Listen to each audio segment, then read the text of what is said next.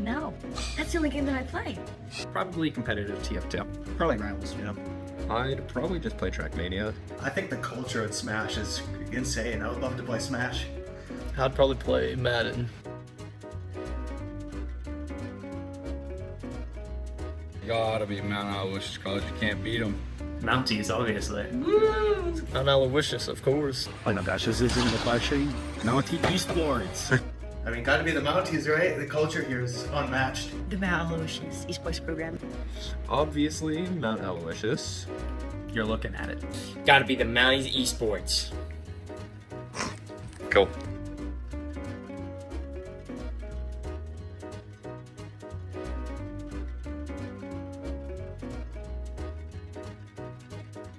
You have more important things in life to think about than your internet. At BreezeLine, we propel life forward with home internet so reliable, you don't have to think about it. With a team that goes above and beyond, fiber-powered speeds up to 1 gig, and 99.9% reliability at any hour, in any room. You won't have to think about your internet again. Go to breezeline.com for internet that propels life forward.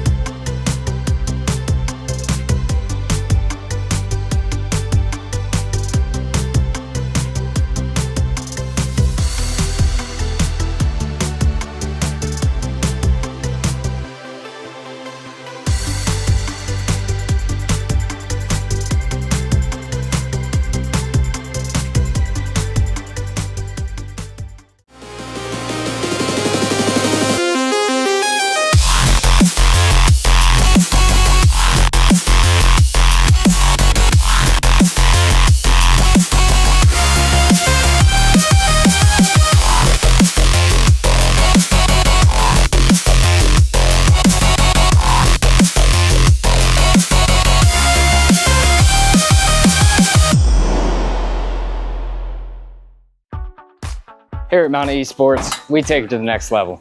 Our players have the ability to travel, compete, and even participate on the caffeine committee. Check out the Insta to see what's new with Mount Esports today.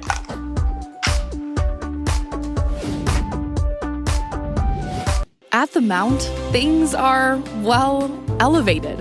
And it's not just because we're on a mountain. The experience at a small college like Mount Aloysius is actually personal. The faculty and staff know my goals. It's a level of support you won't find at other colleges. And the Mount backs it up with career-focused partnerships and majors. As soon as I visited, it just felt like home. That's what makes this place different. Makes college elevated. Mount Aloysius College.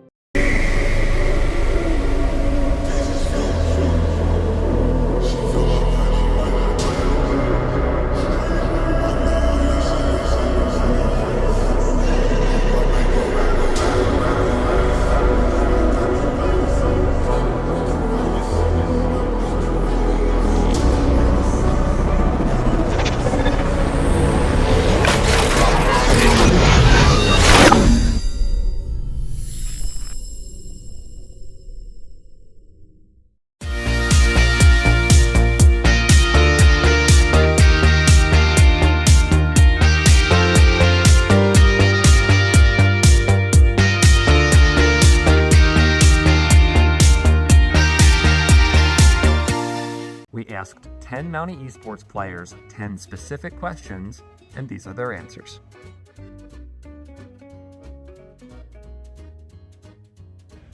Watermelon Ice from Gamer Subs.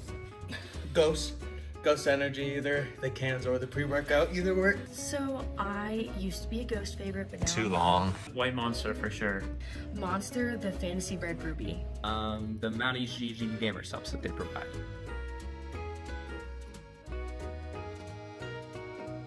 Taco Bell, absolutely. McDonald's is so much better. Taco Bell has to be. I've eaten too much McDonald's since it's right down the street. McDonald's. I like the Oreo McFlurries. I'm gonna choose Taco Bell because it gives me less stomach problems than McDonald's does. McDonald's all the way. There's levels to this, and Taco Bell is at the top one. Sheets guy all the way. I actually don't know what Wawa is, but shoots. I gotta say Wawa. I grew up with Wawa, and I just think the food's better. Sheets is the best thing to grace our planet. I'd have to go with Sheets.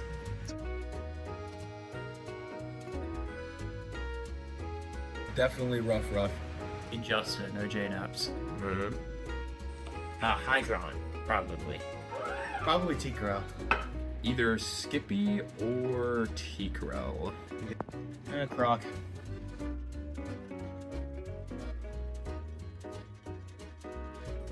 Pokemon Red for the Game Boy Color. Webkins. That was the first video game I've ever played. Webkins. Oh my god. League of Legends. Sadly, that was the first game. That's one of the only games that I played. I just enjoy it so much. Mario Kart 7 on the DS.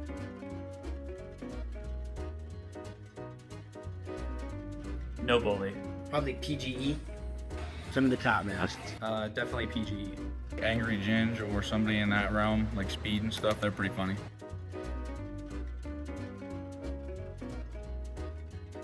Probably my dorm. Definitely Birchie. I think the pond is one of the greatest schools you can buy. The library, it just got renovated, much nicer, much quieter. Definitely my room. Probably the IT area and the library.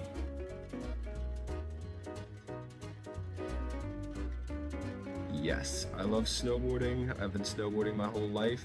Are you a snow person? Not really. No, I don't really like the cold a whole lot. I prefer summer.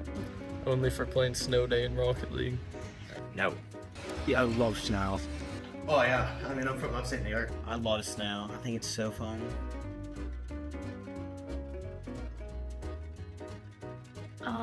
I think I would play, I don't even know. That's the only game that I play. Probably competitive TF2. Probably Rivals, you know. I'd probably just play Trackmania. I think the culture at Smash is insane. I would love to play Smash. I'd probably play Madden. Gotta be Mount Aloysius College. You can't beat them. Mounties, obviously. Mount Aloysius, of course. Oh my gosh, this isn't the question. Mountie Esports. I mean, gotta be the Mounties, right? The culture here is unmatched. The Mount Aloysius esports program. Obviously, Mount Aloysius. You're looking at it. Gotta be the Mounties Esports. Cool.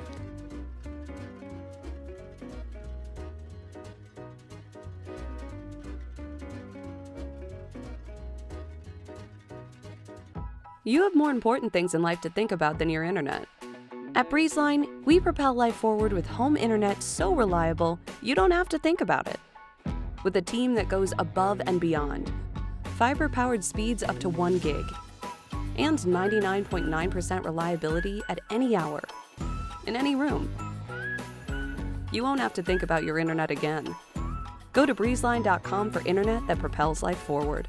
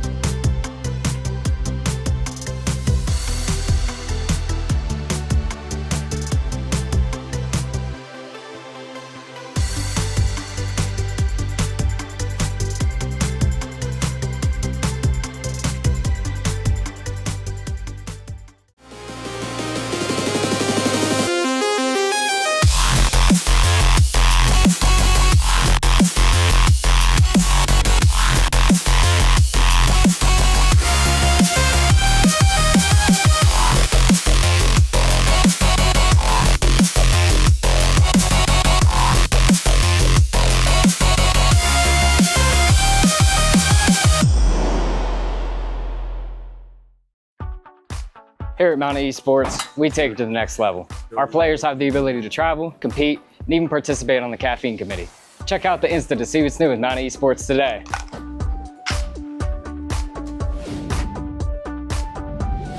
At the Mount, things are, well, elevated. And it's not just because we're on a mountain. The experience at a small college like Mount Aloysius is actually personal. The faculty and staff know my goals. It's a level of support you won't find at other colleges. And the Mount backs it up with career-focused partnerships and majors.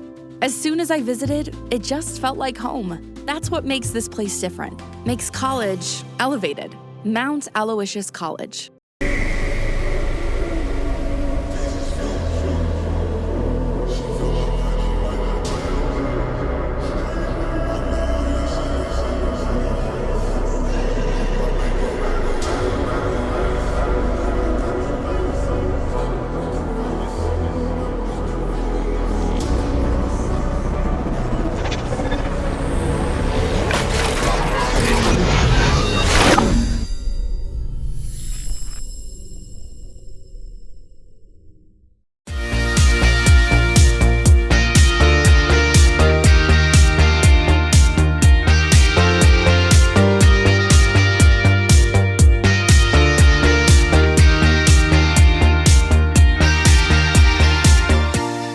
We asked 10 Mountie esports players 10 specific questions, and these are their answers.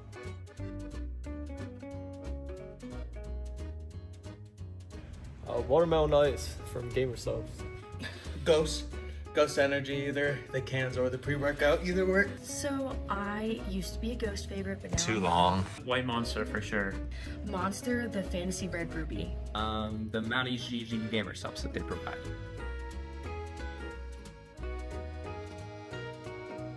Taco Bell, absolutely. McDonald's is so much better. Taco Bell has to be. I've eaten too much McDonald's since it's right down the street. McDonald's. I like the Oreo McFlurries. I'm gonna choose Taco Bell because it gives me less stomach problems than McDonald's does. McDonald's all the way. There's levels to this, and Taco Bell is at the top one.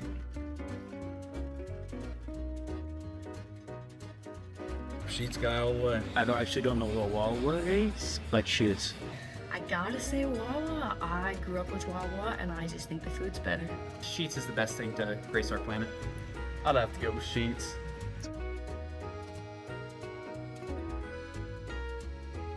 Definitely rough. Injustice, no J-Naps. High ground, probably. Probably T-Corral. Either Skippy or T-Corral. Croc.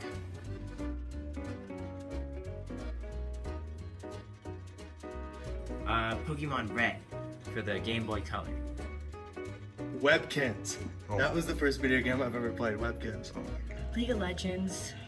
Sadly, that was the first game. That's one of the only games that I played. I just enjoy it so much. Mario Kart 7 on the DS.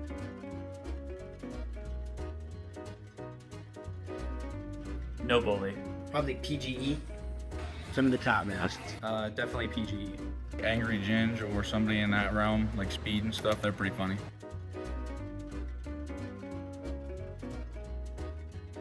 Probably my dorm. Definitely Birchie. I think the pond is one of the greatest schools you can buy. The library, it just got renovated, much nicer, much quieter. Definitely my room. Probably the IT area and the library.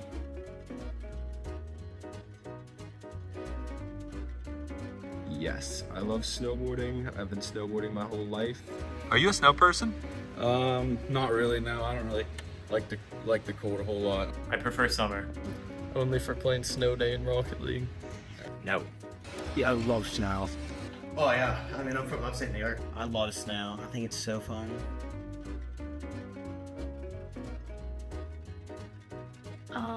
I think I would play, I don't even know.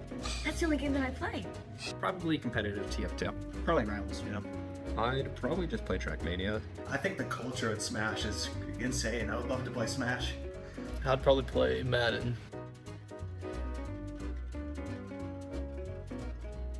Gotta be Mount Aloysius College. You can't beat them. Mounties, obviously. Mount Aloysius, of course. Oh my gosh, this isn't the question. Mountie Esports.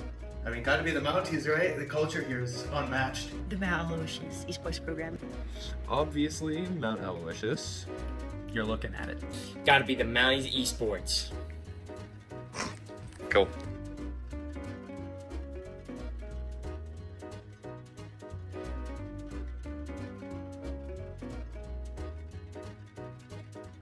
You have more important things in life to think about than your internet. At BreezeLine, we propel life forward with home internet so reliable, you don't have to think about it.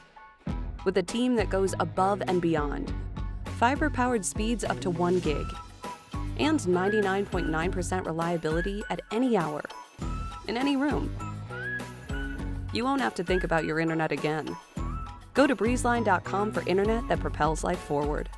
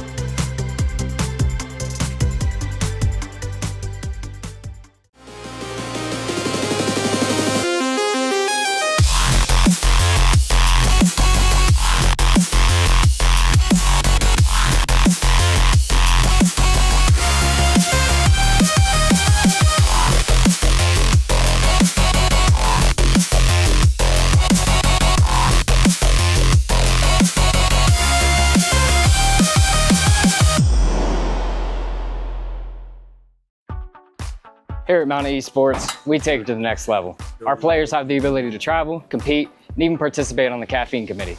Check out the Insta to see what's new with Mountain Esports today.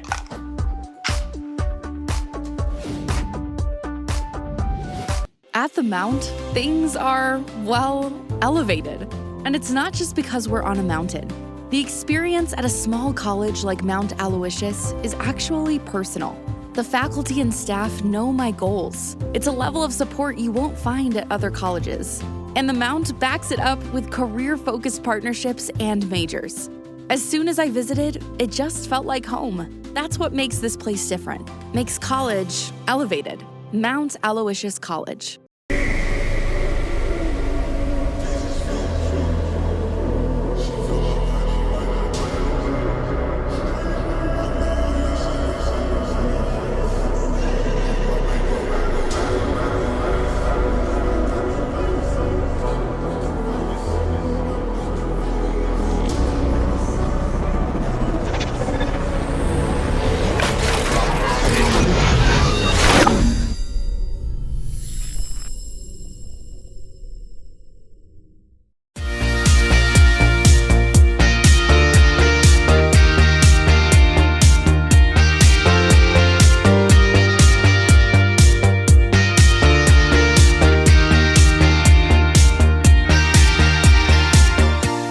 We asked 10 Mountie Esports players 10 specific questions, and these are their answers.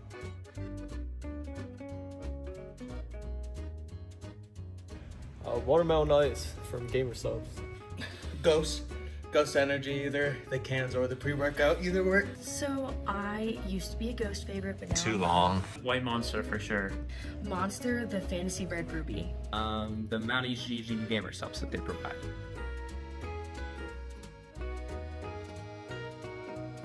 Taco Bell, absolutely. McDonald's is so much better. Taco Bell has to be. I've eaten too much McDonald's since it's right down the street. McDonald's. I like the Oreo McFlurries. I'm gonna choose Taco Bell because it gives me less stomach problems than McDonald's does. McDonald's all the way. There's levels to this, and Taco Bell is at the top one.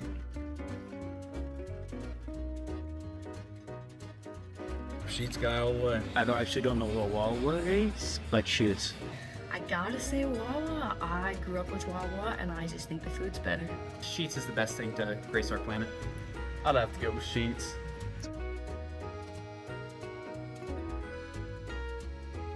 Definitely rough. Injustice, no J-Naps. Hydron, probably. Probably Tea Corral. Either Skippy or T-Corral. Croc.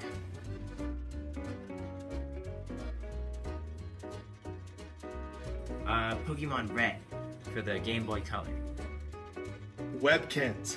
That was the first video game I've ever played. Webkins. Oh my god. League of Legends. Sadly, that was the first game. That's one of the only games that I played. I just enjoy it so much. Mario Kart 7 on the DS.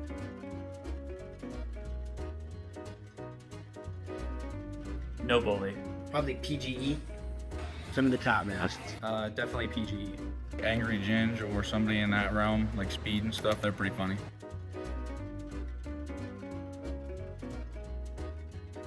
Probably my dorm. Definitely Birchie. I think the pond is one of the greatest schools you can play. The library, it just got renovated, much nicer, much quieter. Definitely my room.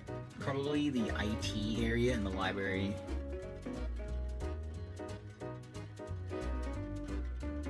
Yes, I love snowboarding. I've been snowboarding my whole life. Are you a snow person? Not really. No, I don't really like the cold a whole lot. I prefer summer. Only for playing Snow Day in Rocket League. No.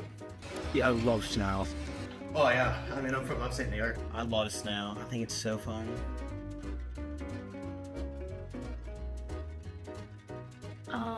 I think I would play, I don't even know. That's the only game that I play. Probably competitive TF2. Probably Rivals, you know. I'd probably just play Trackmania. I think the culture at Smash is insane. I would love to play Smash. I'd probably play Madden. Gotta be Mount Aloysius College. You can't beat them. Mounties, obviously. Mount Aloysius, of course. Oh my gosh, this isn't the question. Mountie Esports.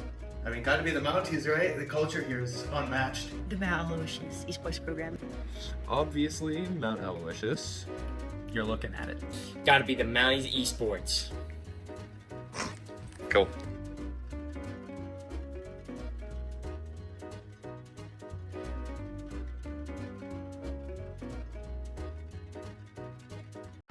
You have more important things in life to think about than your internet. At BreezeLine, we propel life forward with home internet so reliable, you don't have to think about it. With a team that goes above and beyond. Fiber-powered speeds up to 1 gig. And 99.9% reliability at any hour. In any room. You won't have to think about your internet again. Go to breezeline.com for internet that propels life forward.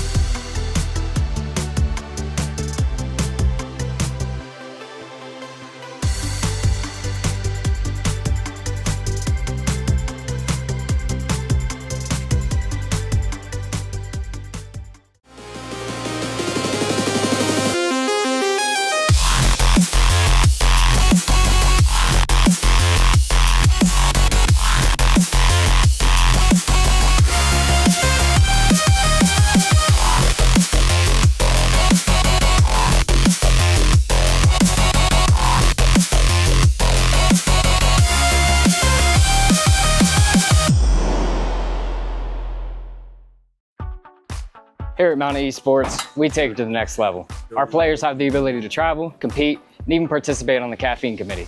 Check out the Insta to see what's new with Mountain Esports today.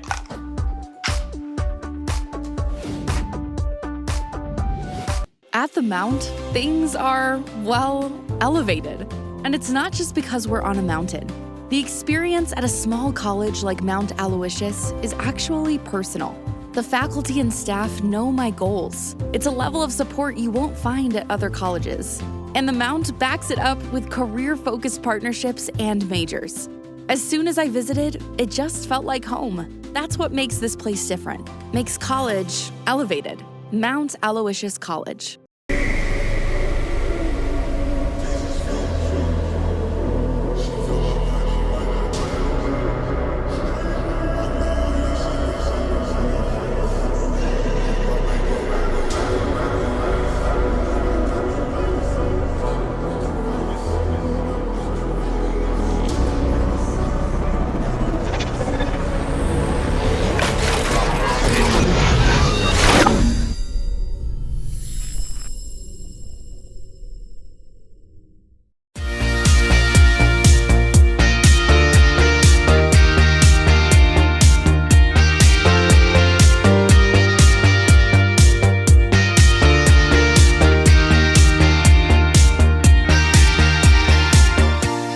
We asked 10 Mountie esports players 10 specific questions, and these are their answers.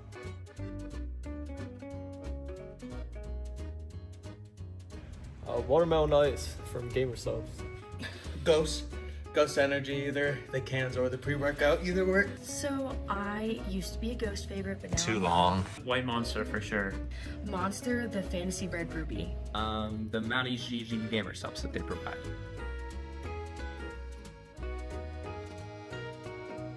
Taco Bell, absolutely. McDonald's is so much better.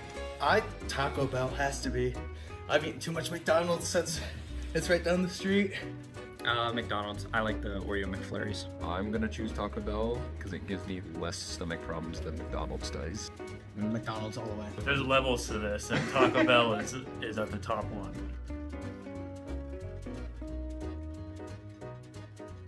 Sheets guy all the way. I actually don't know what it is, but Sheets. I gotta say Wawa. I grew up with Wawa, and I just think the food's better. Sheets is the best thing to grace our planet. I'd have to go with Sheets.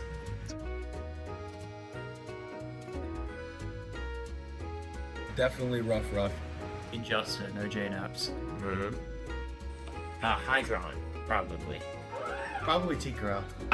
Either Skippy or T-Corral. Croc.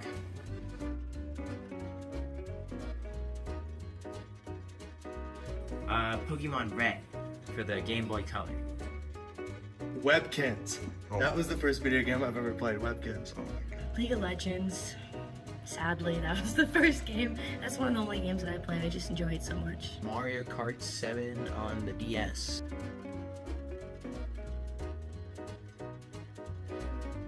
No bully. Probably PGE. Some of the top man. Definitely PGE. Angry Ginge or somebody in that realm, like Speed and stuff, they're pretty funny.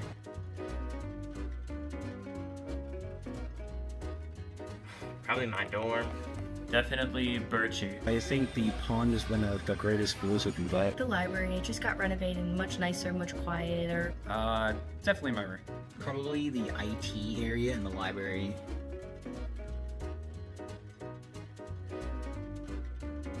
Yes, I love snowboarding. I've been snowboarding my whole life. Are you a snow person? Not really, no. I don't really like the cold a whole lot. I prefer summer. Only for playing Snow Day in Rocket League. No. Yeah, I love snow. Oh yeah, I mean I'm from upstate New York. I love snow. I think it's so fun.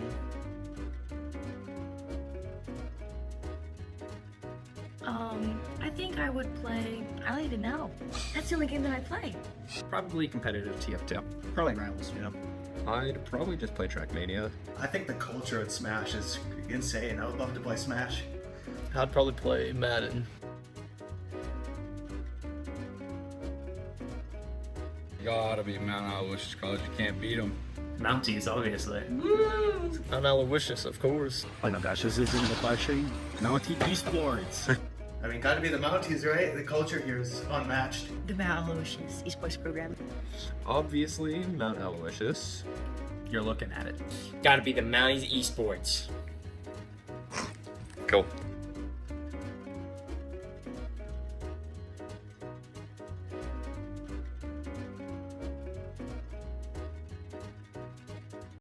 You have more important things in life to think about than your internet. At BreezeLine, we propel life forward with home internet so reliable, you don't have to think about it. With a team that goes above and beyond, fiber-powered speeds up to 1 gig, and 99.9% reliability at any hour, in any room. You won't have to think about your internet again.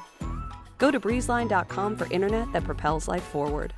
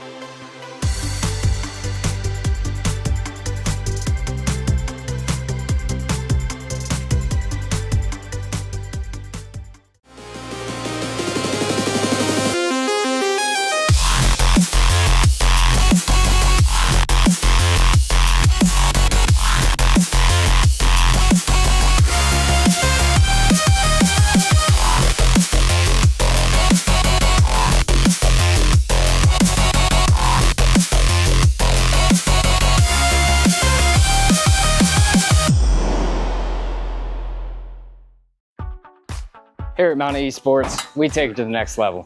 Our players have the ability to travel, compete, and even participate on the caffeine committee. Check out the Insta to see what's new with Mountain Esports today.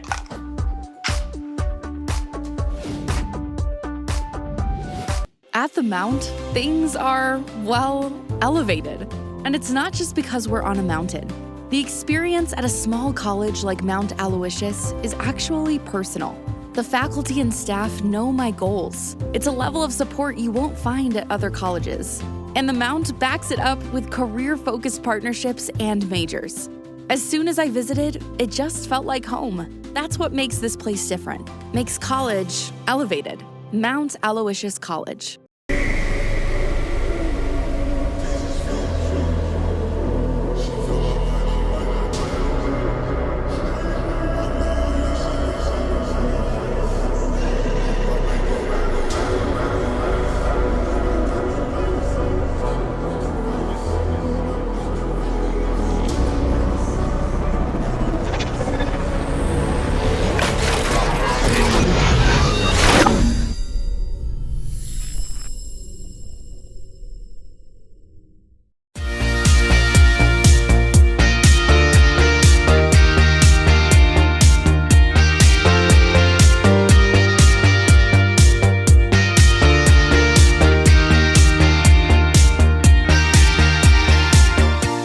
We asked 10 Mountie Esports players 10 specific questions, and these are their answers.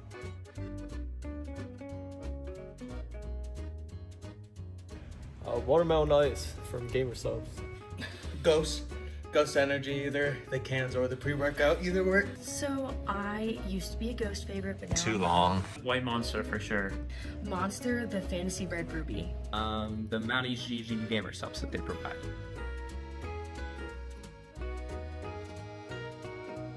Taco Bell, absolutely. McDonald's is so much better. Taco Bell has to be. I've eaten too much McDonald's since it's right down the street. McDonald's. I like the Oreo McFlurries. I'm gonna choose Taco Bell because it gives me less stomach problems than McDonald's does. McDonald's all the way. There's levels to this, and Taco Bell is at the top one.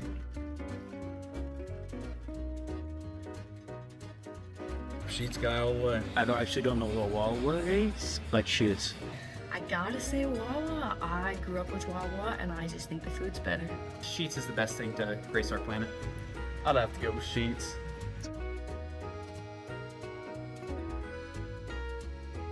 Definitely rough.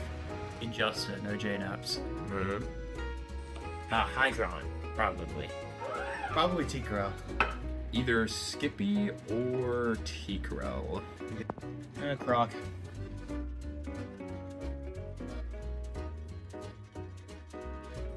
Pokemon Red for the Game Boy Color.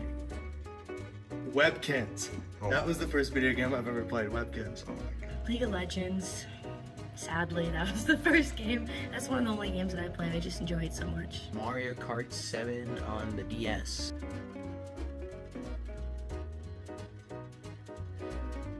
No bully. Probably PGE. Some of the top man. Definitely PGE. Angry Ginge or somebody in that realm, like Speed and stuff, they're pretty funny.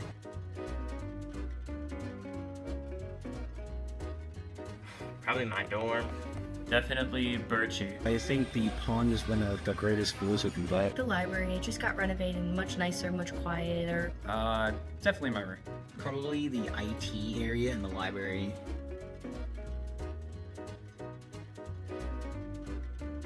Yes, I love snowboarding. I've been snowboarding my whole life. Are you a snow person?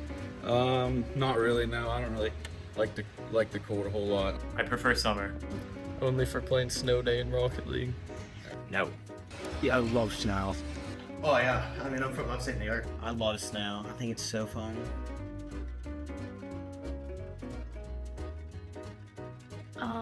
I think I would play, I don't even know. That's the only game that I play. Probably competitive TF2. Probably Rivals, I'd probably just play Trackmania. I think the culture at Smash is insane. I would love to play Smash. I'd probably play Madden. Gotta be Mount Aloysius College. You can't beat them. Mounties, obviously. Mount Aloysius, of course. Oh my gosh, this isn't the question. Mountie Esports. I mean, gotta be the Mounties, right? The culture here is unmatched. The Mount Aloysius esports program. Obviously, Mount Aloysius. You're looking at it. Gotta be the Mounties Esports. Cool.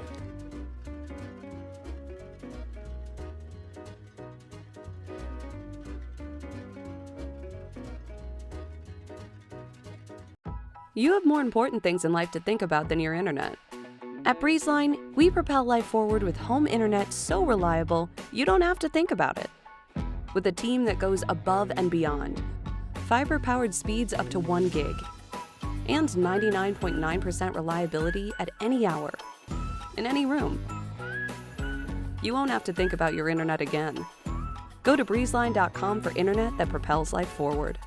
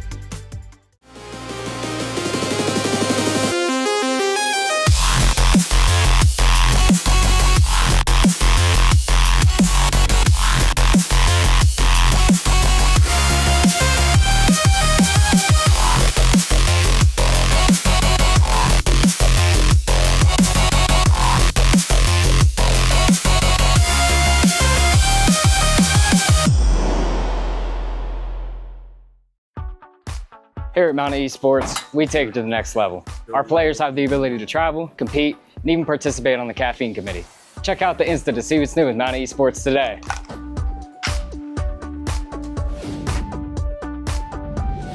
At the Mount, things are, well, elevated. And it's not just because we're on a mountain. The experience at a small college like Mount Aloysius is actually personal. The faculty and staff know my goals. It's a level of support you won't find at other colleges. And the Mount backs it up with career-focused partnerships and majors. As soon as I visited, it just felt like home. That's what makes this place different. Makes college elevated. Mount Aloysius College.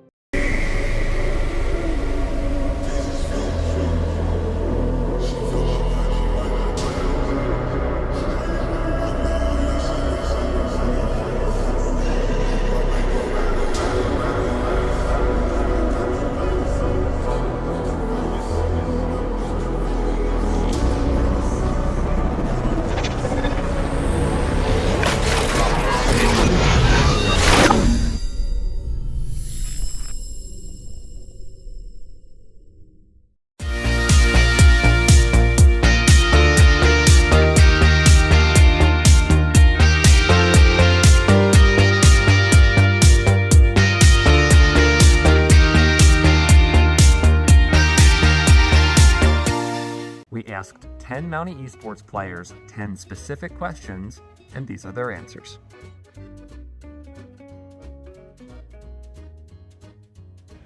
Watermelon ice from Gamer Subs. Ghost Energy, either the cans or the pre-workout, either work. So I used to be a Ghost favorite, but now Too long. White Monster for sure. Monster, the Fantasy Red Ruby. The Mountie GG gamer subs that they provide.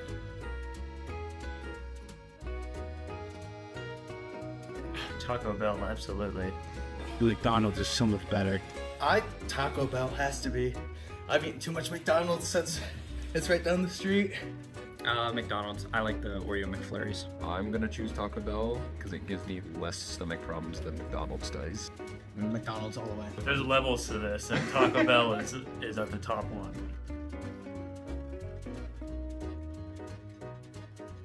Sheets guy all the way. I actually don't know what Wawa is, but Sheets. I gotta say Wawa. I grew up with Wawa, and I just think the food's better.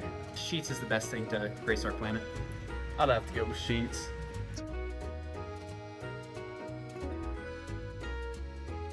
Definitely rough. Injustice, no J-Naps. Hydron, probably. Probably T-Corral. Either Skippy or T-Corral. Croc.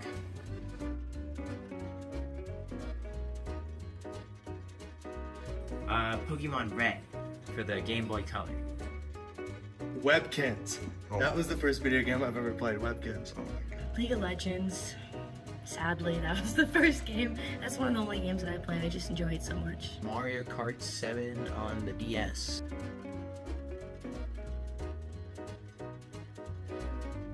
No bully. Probably PGE. Some of the top masks. Definitely PGE. Angry Ginge or somebody in that realm, like Speed and stuff, they're pretty funny.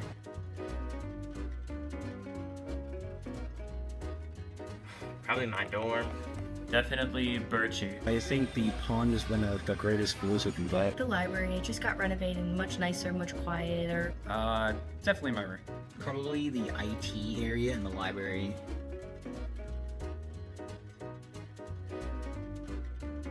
Yes, I love snowboarding. I've been snowboarding my whole life. Are you a snow person? Not really, no. I don't really like the cold a whole lot. I prefer summer. Only for playing Snow Day in Rocket League. No. Yeah, I love snow. Oh yeah, I mean I'm from upstate New York. I love snow. I think it's so fun.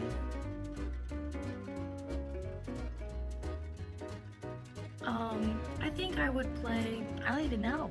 That's the only game that I play. Good afternoon, everyone, and welcome to the PIEA Fall Brawl and regular season week number 1, powered by the Esports Company. My name is Llama77, joined in the booth up here by the one and only Hot Sauce. Mr. Sauce, how you doing? It's Valorant Wednesday. Glad to be back in the booth with you and for some Valorant. I love my Valorant action. Been missing it. So we've got an exciting regular season D1 game for you, as well as some of that fall brawl action to wrap up, so we can figure out who's going to be in the finalists there for that Land of Steel on October 18th. First map's going to be Ascent here for us. Carlisle taking on Wyoming Valley West. And so week one, very important to try and start off on that right foot. But unfortunately, we can only have one winner here today. It's true, and these are only best of ones. As we get into playoff season, we'll expose more in towards those best of threes into the map pool. But usually how we do it is there's just a set map pool. You play one map every single week, and you go down the list. You test the strengths of both teams in those quick best of ones. And, you know, for these two teams, for Carlisle and Wyoming Valley, is the two teams we're going to see here first. Both had a phenomenal previous season. The Bison so often bringing and fielding amazing teams in all the different esports that PIEA has. Yeah, I mean, they've been around here for TEC a long time, I think, before that merger as well. And so a team that we've come to know and love, Wyoming Valley West, they've been making some big moves as well. So I think this is a good test for them at the start of their season. If they could find a way to get over this hurdle of Carlisle, it could propel them to a very victorious season. Yeah, you got to move from 0-0 to 1-0 to start out successfully. And like you said, it's going to be a good test for these two teams. You hinted at the fall brawl action a little bit later. One semifinal happening off stream, but we'll get the pleasure of watching CB South versus West Greene for that second semifinal to decide who is going to play at that Land of Steel. And you're probably wondering, I'm a 77. What's the Land of Steel? Well, it's an amazing esports event happening on October the 18th at Robert Morris University. We've got so many of our championship fall brawl titles, but we've also got free to enter games. We've got community tournaments, scholarship prize money, and collegiate scouts there as well. Yeah, free to get in. You can't beat that. All you got to do is head on down to that UPMC Event Center. And if you want more information, there is a website. You can head to TECesports.com/Land of Steel. And that'll give you a little more information on that. It's from 9 to 8 p.m. with doors opening up at 8 a.m. Eastern. And, well, it's free, so there's no reason not to go. I know I'll be there. I believe Q and some other casters are going to be there in person as well. So if you do see us, be sure to come up and say hi. Yeah, make sure wave, give them the old high five if you can, and make sure to support all the other teams that are going to be there. Even if your team got eliminated, like we said, there's going to be some amazing community tournaments happening on that day. So exciting stuff, though, as we mentioned, not only Fall Brawl starting up today, but also this week we get to see the startup of the PIEA Fall regular season. We've been waiting for this, all this amazing action through the summer, the building blocks that these teams have been putting together, and now we not only get, we've already seen Overwatch and Rocket League, we've got Valorant today and two brand new additions to the gaming roster. We got a hint of them in those winter and fall suggestions, but we've got Fortnite and we've got Marvel Rivals officially starting tomorrow.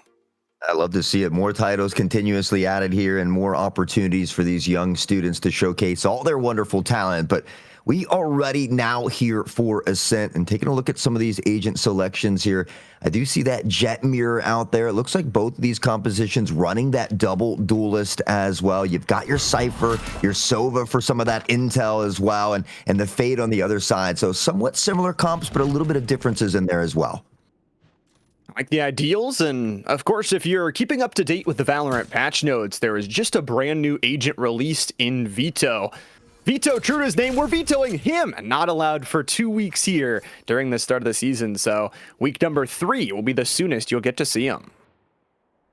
Yeah, I wouldn't want to deal with him yet either. He seems to be very overpowered at the moment. So it'll be interesting to see how he falls into the playstyle for a lot of these teams. But right now, beginning to work through Cat. You got to check the corners, though. Notice is lurking here. Finds the first. Clover goes down. Brunchian able to find a pick of their own to keep it a 4v4, but most of the pressure coming toward the A side, and it's Jet from Cat's side to pick up one more. Really like this push from Carlisle. They get this 4v3 overwhelming nature and push themselves all the way through the Gardens area. And now for Wyoming Valley, they've got to use their solo ability. Sure, they've got this Reyna through Nadife, who's going to earn themselves a headshot kill, but it's this drop down that's most important. Clearing underneath, it's a double. How much more can they get trapped inside the generator? It's a 3K and a retake for Wyoming Valley.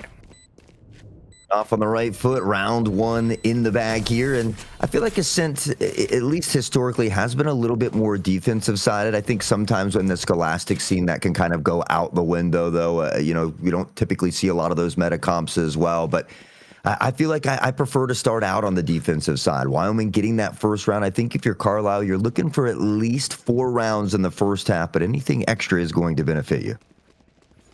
It's only that best of one, so anything that can benefit you can be good to try and get you this map number 1 victory. First map of the day here. First one of the season. And a great one to go back and forth. Carlisle, after the initial round loss, they're going to go for one pretty much hero SMG. Everybody else, not too much funds left to go to buy. So Wyoming Valley, they did get the bonus in terms of their weaponry. And you just look at the space they're able to gain all the way down through mid. They've got the wraparound. They know it's not coming A. They're ready for this B push. And ready. We can see everybody kind of stacked toward the site here. Magical waiting patiently, and on the other side, Carlo, I think, just waiting for this smoke to dissipate before they begin to pressure forward here. You can see the Cypher Cam up in position as well, and Nad just waiting for a head to appear. Shot frig out, and they're going to pop the first one they see. I like that. Just not even care about the camera. Says, you know where I am, but still gets the double. Not faked out by the clone here. One in the corner, one to the right. Teleport in from the Yoru is not read quite yet, and it's actually just a fake. The clone going back site. Oko's gonna find one on the collapse. Blood on the tiles. 4 kills already, and that's a flawless round 2 from Wyoming Valley. Round 1 win to a flawless round 2, and they don't really invest a ton here. I mean, we saw a couple Guardians, but there was a Sheriff, I think a Ghost in the mix as well, and so they begin to pad that economy here. And now the important round for Carlisle. They've got a full buy to work with, but they need to start putting rounds on the board here, and it looks like they're kind of dealing with maybe a little bit of a scrappy buy here. See what they can do with 2 regen shields. Rosa, we talk about that investment from that last round carrying into this one. Going for the hero SMG if you aren't heroic enough. Doesn't quite pay off, and Nate is going to put one straight to the head of Watto Cat. Quick trade, though. Wyoming Valley going 1 for 1. That Empress going to be taken off the board. No ultimate here today. Nice turn around the corner. Falthin able to take down from that decoy. And now a really good setup. Carlisle, a lot of different options on where to go. Got the player advantage to work with here as well. They just have to make sure to capitalize it and put a round on the board. We see Brunchian in this anchor spot, just lurking around mid to see if any potential flank comes in. But because of the trips here from Cypher, comfortable just rotating through spawn. And we do see Wyoming just be equally as patient here at the moment. Wyoming does have that Cypher. They know they can rest on their laurels some and watch away from that B site, let those traps do their work. With Asova still in play, though, that Shock Dart can help disrupt some of the offense. As they're down to 40 seconds left to go, biding the patience here for the Bison. Yet to even go for that ultimate orb, leaving it up to not give any sound cues away. Falthin and crew are gonna decide to go in. Brunchian takes down Notice, and it's a 1 for 1, starting to run out of time. But Carlisle's got a 1v3. Kills in the kill feed there, back and forth, but it is Cypher, the last standing member here for Wyoming. Beginning to inch through tree. Brunchian, the blind comes through, the triple as well, and Carlisle will get a much needed round here as they get on the board.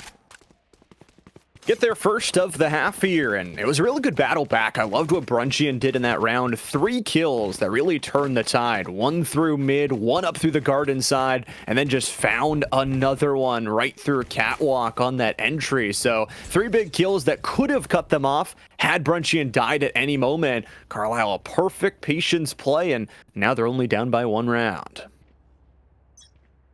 And you take a look at the economy, it's still there for Wyoming. They have mostly a full buy, but there is a Sheriff in the mix as well. And so we'll see if Carlisle can capitalize. They're going to waste no time. They stampede forward, but Notice doesn't bite on the decoy. Finds Waylo Cat, the first to go down. The blind is good, and KO answer back.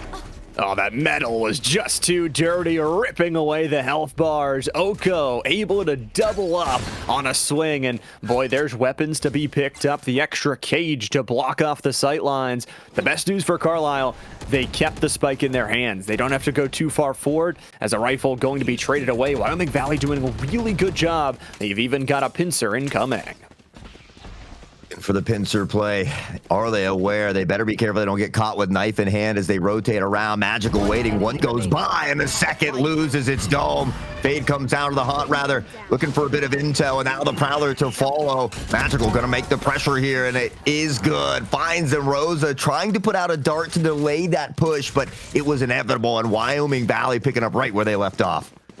And it just goes to show that this defensive setup is going to be so hard to break through on quick run-ins. You've got the Cypher on this one side, but really Clove can do it all. That metal just rips away the health bars, and it was two really crisp shots from Oko that put them down early, allowed for some of those weapon pickups, and now all of a sudden you talk about turning things around. 3 out of the first 4 rounds, and boy, that economy is all favoring Wyoming.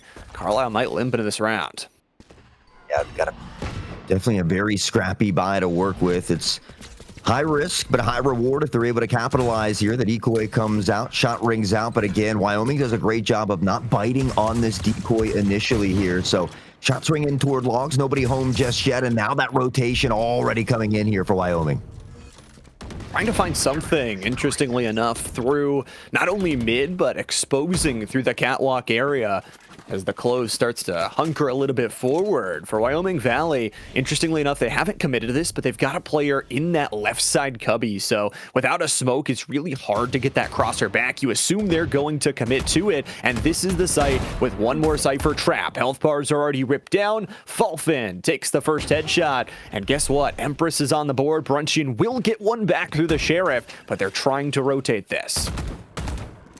Trying to rotate around, a couple shots to the smoke, but won't find a home. That Spike still hanging out in garage for the moment, but now we see the rest of the team beginning to shift toward tiles here. You take a look at the defensive setup from Wyoming, though, and they're very comfortable. They've got kind of this default spread out. The intel is there, and Notice to find the first. Can he get a second? Yes, Notice popping heads. Rosa eventually snuffing out the flame, finds the second here as well, and we're back to a 2v1. Gonna be an interesting one here. Spike in hand. Camera information gained. They know where this sofa is coming, but it's just a straight up 1v1. You check your corners? No, sir, you don't. Oko, another huge kill to end off the round. Wyoming Valley looking really good in week 1. Yeah, I mean, they've only dropped one round here. It was that full buy round of Carlisle, but we do see a timeout coming into play. And honestly, I think this is a great thing. You know, Carlisle's been struggling just a little bit here. It's a good time to maybe talk over some of the strategies, what you're seeing in that defense, maybe something that you could look to exploit here. But I don't know what it is just yet, because Wyoming Valley really displaying great fundamentals from the crosshair placement to the comms and not overextending on that defensive side. The economy, everything seems to be in check for them at the moment.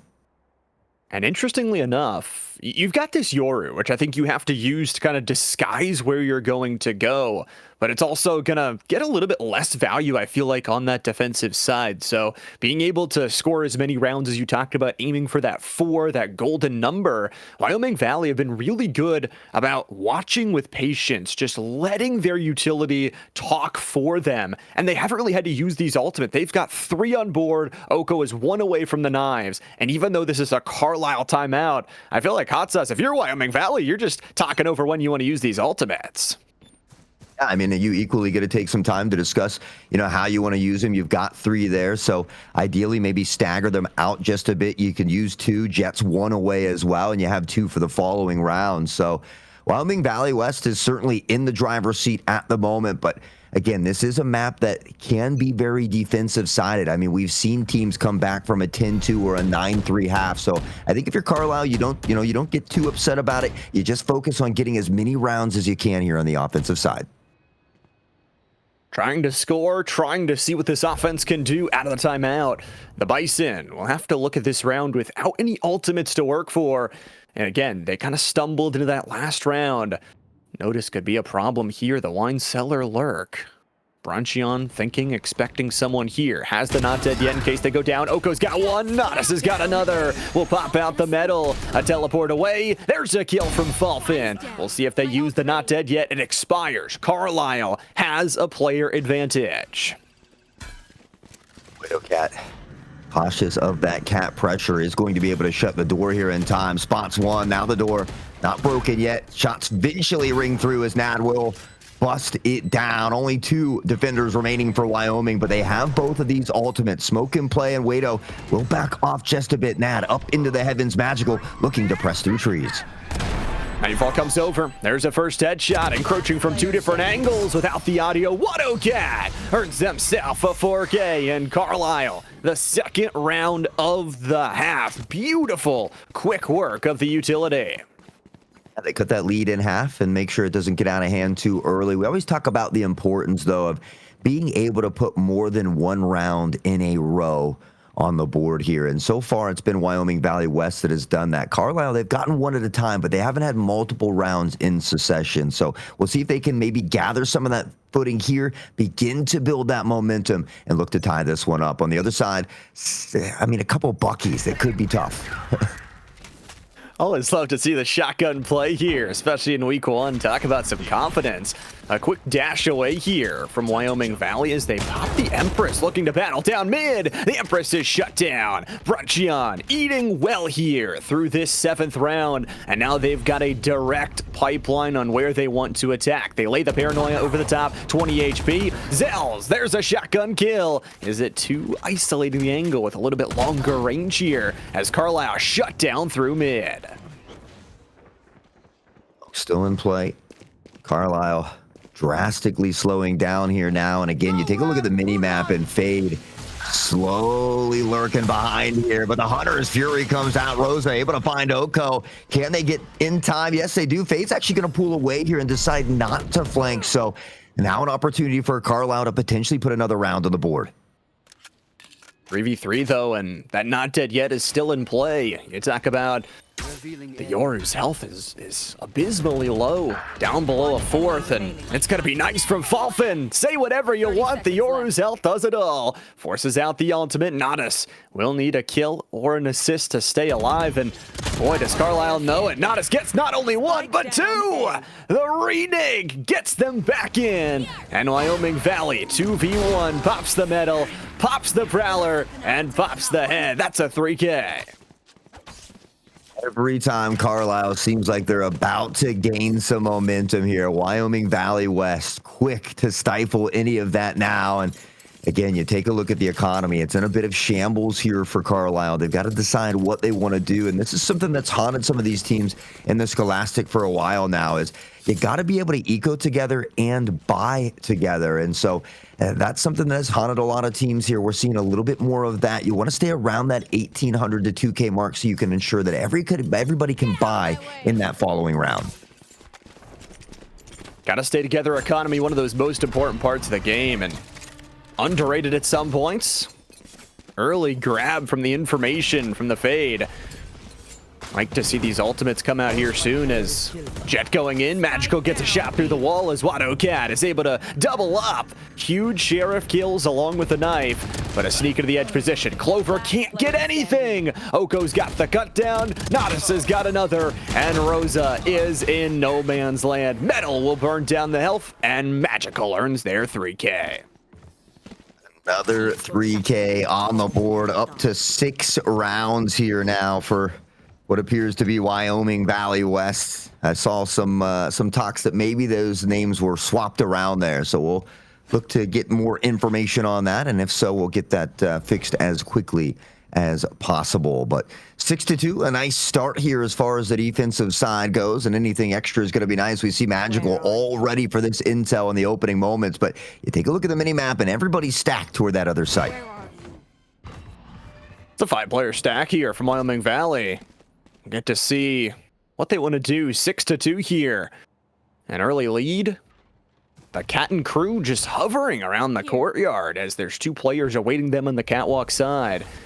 A walkout here could be dangerous. Again, Clovis, so much utility, and Natus the first one to be dropped. It's quickly traded away, but at this point, now you've lost a bunch of site defense. Fade is going to be your main defensive tool.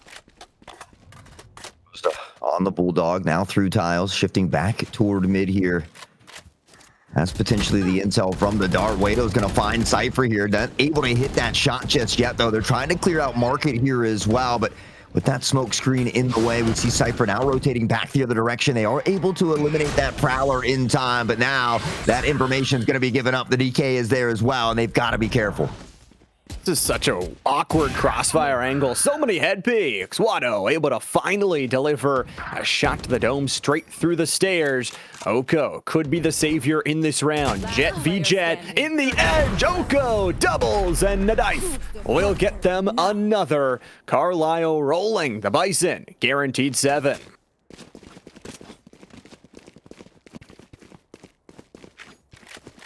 It might appear that we do have those team names wrong up there, so he did get it switched around. I do apologize to anybody that was watching. So it has been Carlisle that has been that dominating team here so far. 7 rounds on the board for them. Wyoming Valley West, just 2 so far. Again, it is a little bit more defensive sided map, but ideally you're looking for at least 4 rounds on this attacking side.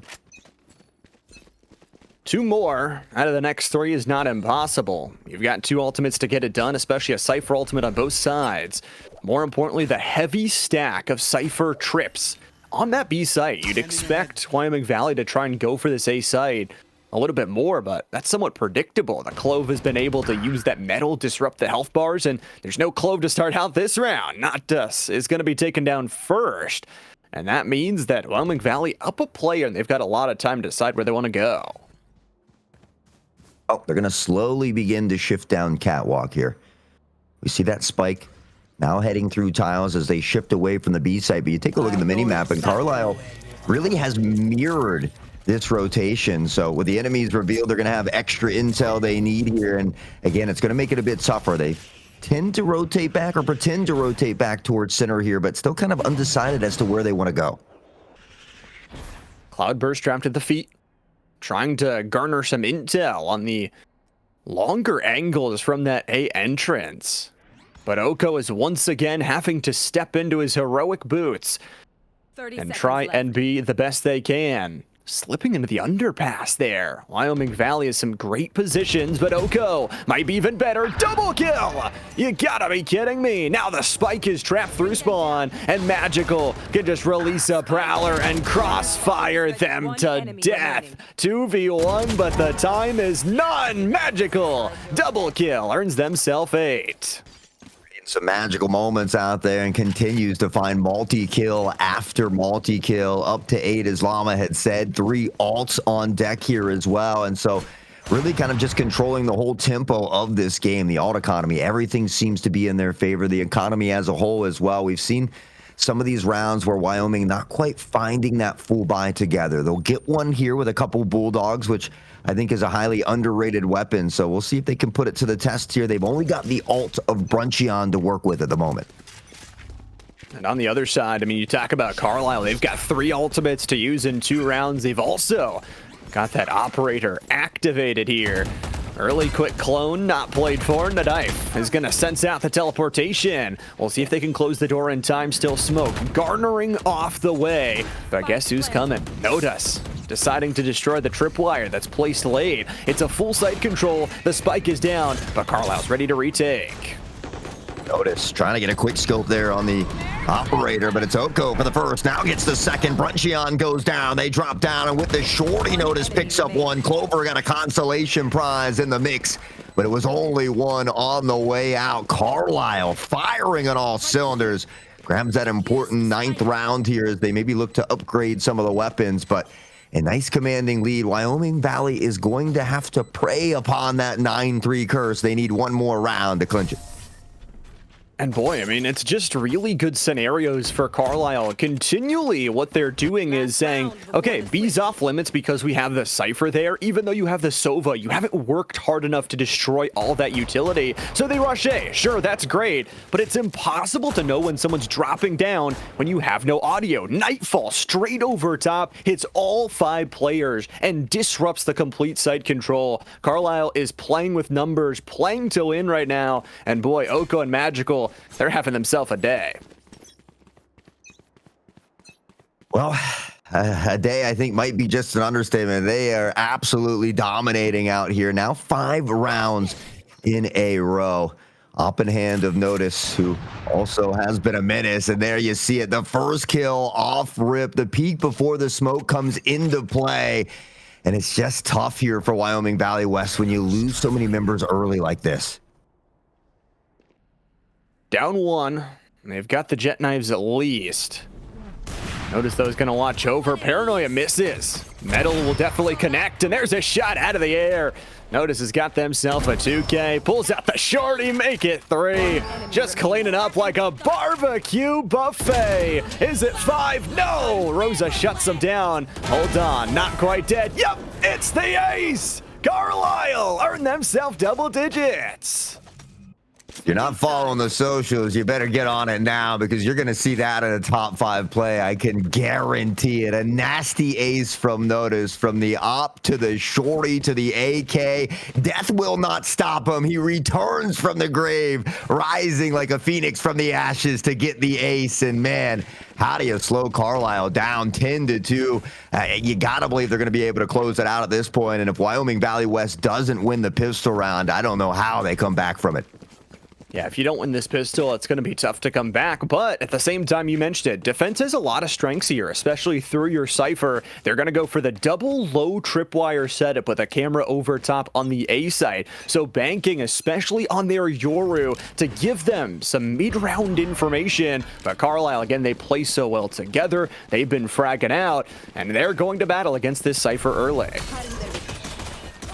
They got the trips to deal with, though, and Clover is going to find the first one to slow them down. Falcon there to pick up on that as well, and it's a great stop here by Wyoming. All members still standing, only 2 left here for Carlisle.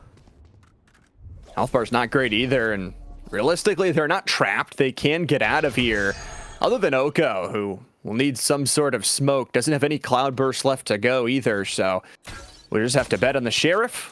Camera up top will garner some information, and Oko's going to use that to try and rotate over. One shot to the shoulder. Won't do Falfin quite yet, and Oko's on the rotate as well. Now, interestingly enough, Carlisle is going to try and slide through tiles on the other side, but a 1v1 incoming through the Cypher. There's the spike, and a 5v1 for Wyoming Valley. Oko trying to show some of them knife flipping skills there as well. Has the Sheriff out in hand, has been spotted, and with that, everybody will begin to collapse in. Clover credited with the kill here. It's a flawless round for Wyoming Valley West, and maybe that spark to rekindle the flame here for them. And realistically, they don't have a Sova. So for Carlisle, this is going to be interesting to watch how they battle against this Cypher. The best option is just try and not fight the Cypher because you don't really have anything to destroy it. But this is an information-based composition. You don't have to go super, super quick. You have the Fade, you have the Clove, you have the Cypher as well with those cameras. You need to use those as Carlisle to gather all the information before you make your site decision. You go in too fast. Well, we saw what just happened. We see Wyoming switching it up here a little bit because of all that A pressure. They opt to put Cypher back toward the B site, guessing that Carlisle might just go that way. They set up there initially, but now they've spread back out all across the map, kind of in a default position here. And so just taking their time, slowly but surely looking for an opening pick. That's all it takes, right? One to get yourself in. If you're a Wyoming, though, again, the Yoru is something special about this composition. Didn't really find its value on that attacking side. On the defense, you can start to throw them off here.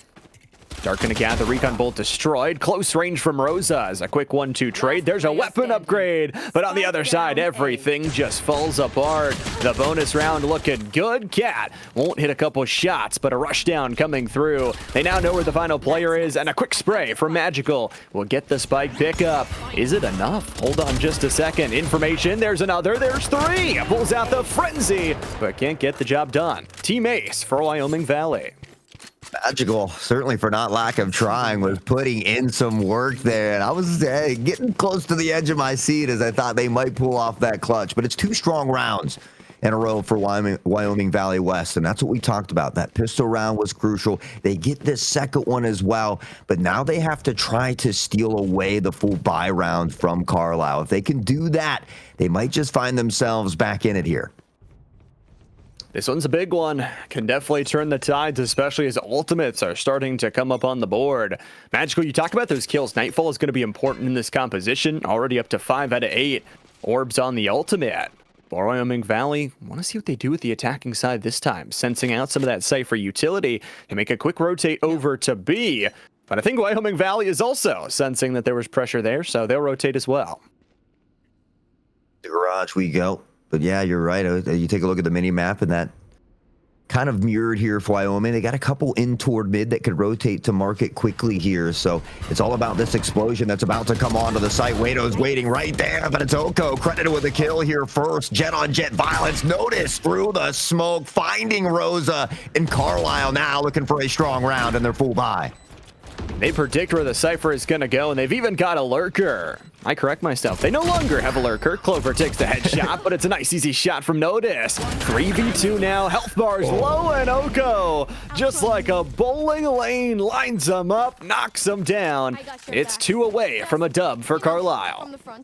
Collateral damage. It can be tough sometimes when you're on the receiving end. They line up perfectly for Carlisle, and now 1 away from match point. Wyoming Valley West, they still have enough of economy to buy into this round, but you feel like it's a must-round win for them. If Carlisle going to match point with 8 opportunities to close it out, sounds like something that they would be able to solidify. And they're a team that so often we talked last year was good at closing out series. The Bison, week number 1 for them, starting off good. Oh, seeing just the shoulder dash in from Oko. Dangerous spot to be. Takes the kill. That opens up a lot. Cloudburst and a second. Dropping the cage at the feet. Not a third as Brunchian works off the crossfire. Wyoming Valley, though, don't have this pincer set up. They lost all pressure on B. And with a tripwire to cut it off as well, Carlisle should have a free and easy side. And they've got free and easy kills. All down to Clover's Marshall.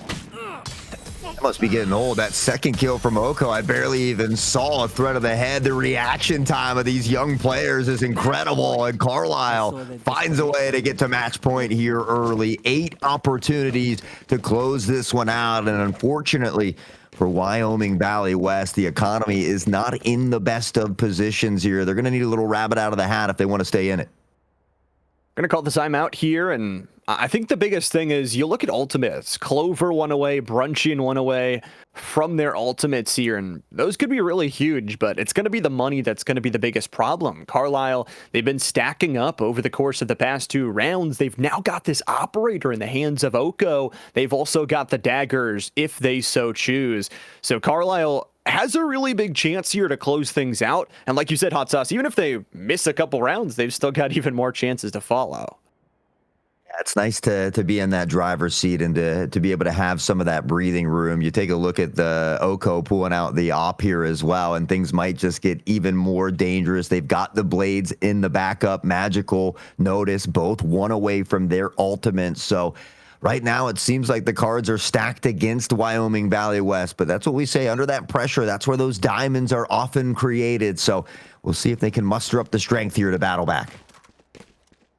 12-4. Carlisle, a chance to finish it out here in our matchup number 1 of the day.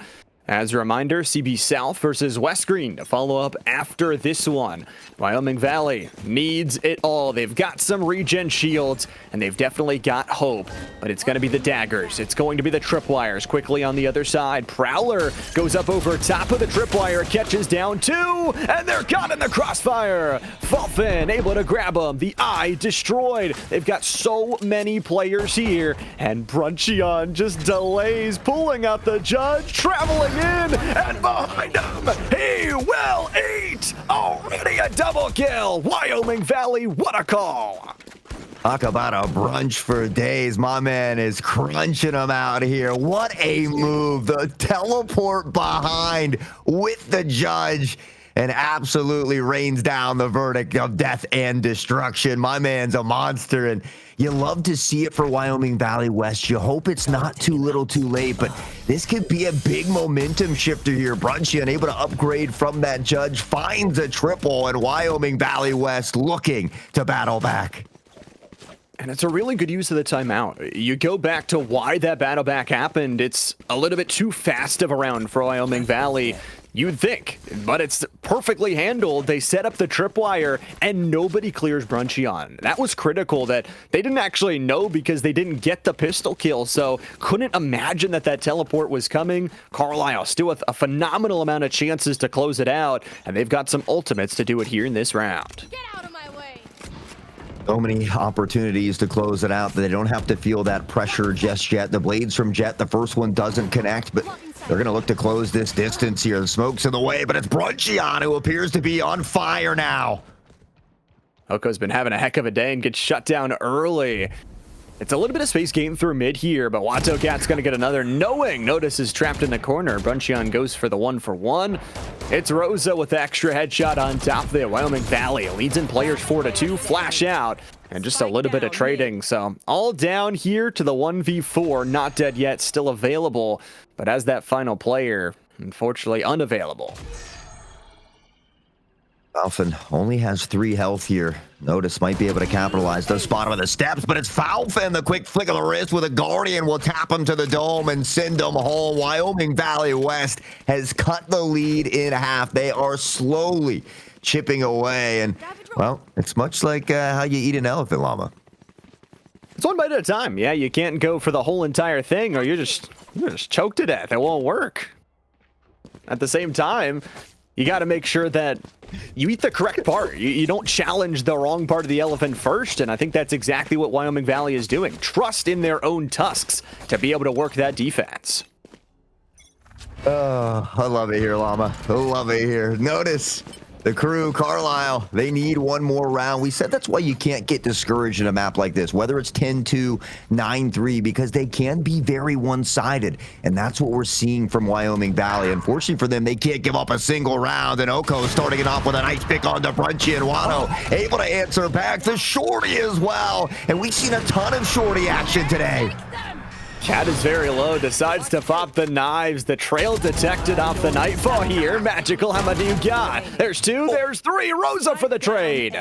Hold on though, 1v2 with the Neural Theft. Shock Dart is gonna go wide. Rosa baited out. Spike not in the hands, but a wraparound is coming. Oko calls game. Carlisle wins it 13-6. Good for Wyoming Valley West at the beginning of that round, but Magical, a 3K to turn it on its head. Carlisle comes up big, 13-6, your final score. A great battle back from Wyoming Valley West on that defensive side. It was just, I think, a little bit too much of those early struggles on that attacking side.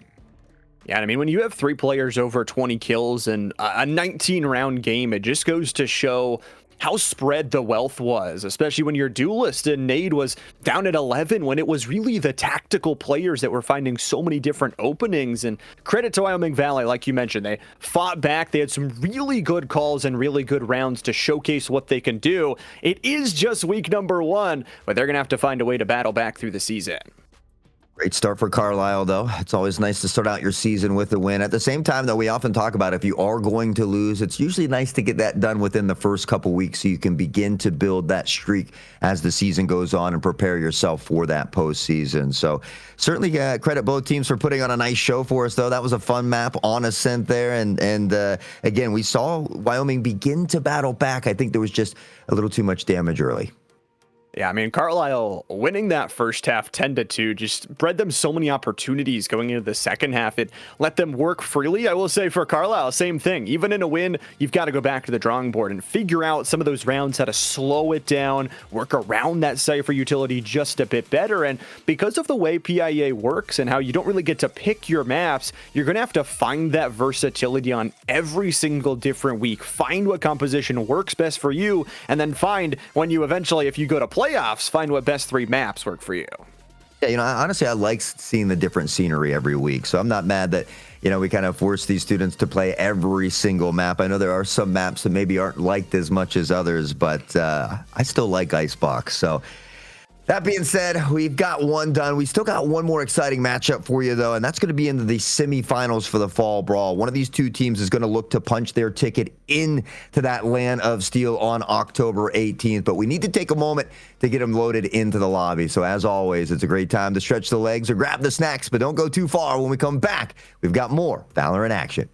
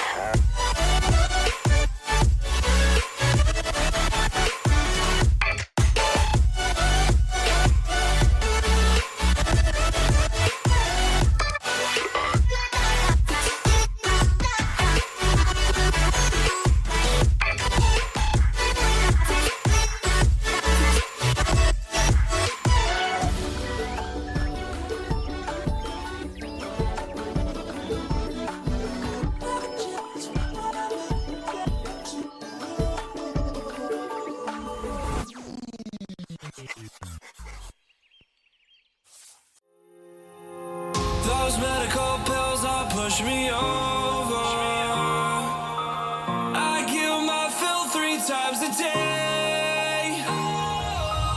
These ethanol fumes won't make me sober. One flame to take the pain away. I caught you lighting matches in the back room. Haters look mad when they pass you. Let's talk about around when it's past due. Reach a glass, do no.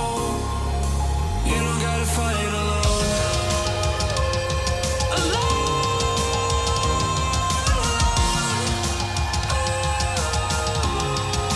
You don't gotta fight alone.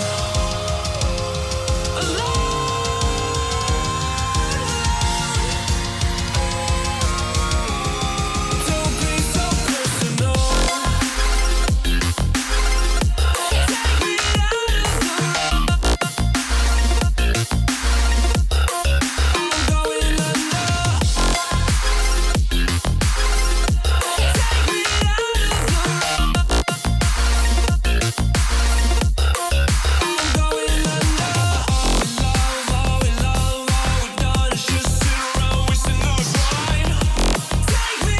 of the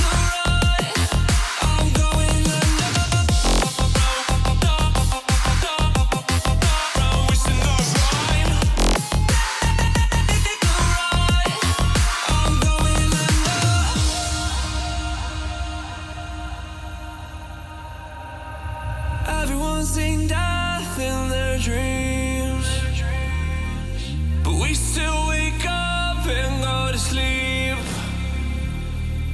Everyone's seen death in their dreams, but we still wake up from our sleep. I'll be home soon. You don't gotta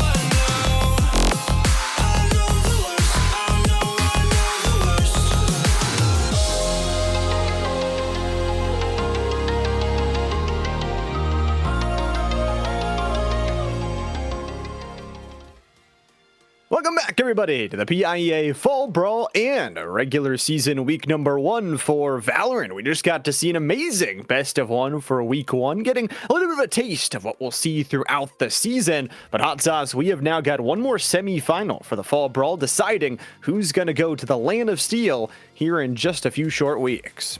Yeah, only one of these teams, one of these two teams will be able to punch that ticket into finals here. CB South taking on West Greene, and I believe we're on Bind at this time, which a map I happen to love very, very much as I used to know Life Rays. So hopefully we'll see some Rays action out there as well.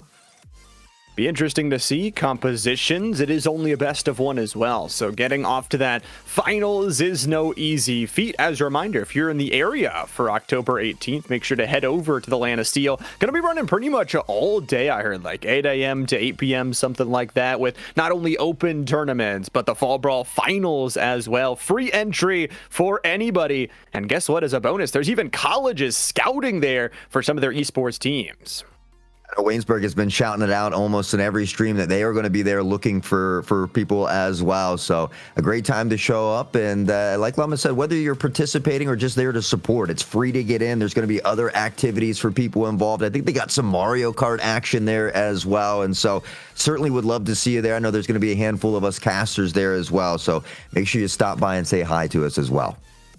It's going to be a lot of fun. Make sure if you can't tune in there, of course, so all the action going to be streamed here on our Twitch channel. So hit that follow button. I know we've got regular season starting up all this week. Already got to see Overwatch and Rocket League, but also we're going to be able to see Fortnite and Marvel Rivals, brand new additions tomorrow. And, you know, not even talking about that, we've even got extra bonus content for all you guys at night. The Waynesburg and SFU Night Owl streams starting up a few weeks ago. Yeah, I know we've got a couple of those night owl streams coming up a little bit later tonight as well. And so always something going on over here at the eSport Company. All the more reason to follow those socials so you can stay up to date with all that we do have going on. And well, I'm excited for this next one. It's a semifinal. There's a lot on the line. Both of these teams looking for that ticket into that grand final. Again, Central Buck South taking on West Greene in this one. They had to fight hard to get into this semifinal, but they still got one more stepping stone if they want to make it to that land. Yeah, one more best of 1 to try and get there, and it's single elimination in this playoff format, so no real second chances for either one of these teams. You got the first couple weeks of play to kind of dip your toe in, expect what you're going to expect, but also for these teams, you talk about the school year actually starting almost 2 months ago at this point. You've had a lot of chances as an esports team to build up, to practice, and now to exert your skill, so it's a really good kind of foyer into what is going to be an awesome regular season as we head into Agent Select. Maybe no raise for me just yet here today, but I've seen some fun and flashy neons lately. So this double duelist lineup has been very, very popular here in the Scholastic scene, especially. We see Jet and Yoro on the other side. You've got that KO versus that Fade for a little bit of the intel. Deadlock, another one that can be a very fun character to watch and is really good at slowing down some of these presses or pushes onto a site. So liking the compositions that we're seeing from both squads, we'll have to see how they utilize it here. Pretty interesting for these two teams, as, like we said, is only a best of 1, so really have to throw everything that you can at the wall. I'm interested to see what they want to do with the Neon overall. There's a lot of chances to speed out, lots of chances to play in between, out, or wherever you're going to go. So lots of speed in the composition. And, you know, on the other side, I really like the KO. I feel like we haven't seen enough of him. You get so many chances to shut down other agents, that ultimate as well, sort of giving you a second life if your teammates can fight for positioning. Fighting for positioning is big, especially on a map like Bind, and you know, that A site can be tough. There's a tiny little corridor to pressure down, especially when you've got good util set up there as well. I tend to kind of like that B site a little bit more personally, but it can be equally as hard when you have to jump out of hookah. So you've got those portals. I think Bind is a great map that if you're good with rotations, you can really set up some decisive smoke and mirror style plays. Yeah, and it's something you're going to have to, especially with such a smaller site map. You have to be able to manipulate things back and forth. And it looks like we're into round number 1 here as Artie's going to take themselves an early kill on down. For Central Buck South, they've got to worm their way towards this other side. Artie is just this ability to kill early. Has already got a double. Lonadell Slay add on one more. Quickly traded by Zippy, earns themselves a 2K. Zippy making a triple here as well. Going to be looking for more. Devi in toward the back of the site. We see Zippy on the other side. They're having a little pistol 1v1 action here, but you take a look at the mini map, and it was Jet who shifted all the way to the A site, able to get that plant down very quickly. Yoru maybe looking to teleport out if he can find this initial pick. Fade coming from this flank as well, but might get pincered here by Yoru. It's an interesting little 2v2. Plant going down early, this sort of retake action through the showers. You see the 1v1, Wagyu gonna go for the trade. Zippy already on a 3K. Decoy earns them a 4th. A chance to shut it down with 1 more to go, but it's not. It's Mine who steals away the final headshot kill and in true fashion says, no, that's mine. That's not your ace. That's exactly what I was thinking over there, Lava. That's mine. Mine kill, and he takes it away from him, but still a great start here. They get that first round in the bag on the attacking side, and I feel like Bind really could go either way depending on that composition. I know some of these 2-site maps still tend to be a little bit more defensive, but we've seen a lot of teams have a lot of success on this attacking side. And when you have a Jet, you have that Euro, you have that mobility, this rotations that we talked about, I think it makes it just a little bit easier. Mobility, everything here for this composition. There's a jump out. A bit of a fake on that early scoped weaponry. Doesn't decide to take the shot. Radicus on the other side will lose the 1v1 duo to Drago. Headshot huge here from the defensive side. Lonadell Slay, really the only target left to go here on the B site, as the Deadlock not able to get anything, but Wagyu is this cut down, the flash providing them nothing here, and it bounces awkwardly into the site, just absolutely netted up. The Deadlock utility continues to eat, while the Marshal starting to rip through the bodies of those eco bonus rounds. Impatient on the site here as well. Smoke in the way, so it makes it hard to pressure out. We see the Deadlock wall coming up here. Maybe looking to buy some time. We'll see what they opt to do. That teleport back in toward Elbow. It is going to be a fake, though, and still no rotation coming in just yet. It looks like they decided they want to go to this side, and they're going to try to make it happen. Not as many health bars as they would like. 30 seconds left. And dealing with some overlay issues here, ladies and gentlemen. We'll try and see what we can do and keep you updated the best as possible.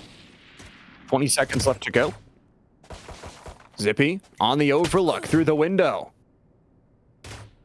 Doesn't find anything. This is going to be a rotate play. The question is, do they have the timing? 2 players left to go on the A side. A 2v2. Plant going to go down, but the reswing coming. No, they die. The spike carrier is no more. Drago, Mine, the 1-2, 1-for-1. There's no time left to plant here. Attackers win round 1. Defenders will earn themselves a round 2 victory off of time. That time management, equally as important of an aspect here, and back and forth we go. So we'll see. Take a look at the buys that they're going to get here. Ooh, a little candy cane action. I know it's Halloween, but you know, like some candy canes out there as well. Dane and the rest of the crew maybe working with some Ghost here. Going to be a tough round. We've got at least the Vandal in the hands of Mine, and we'll see if they can make something happen. 1-1 scoreline so far here. Good little trade up after that bonus round victory, and we'll see what the lurking play is going to be. You wonder for West Greene, what does it look like on this side?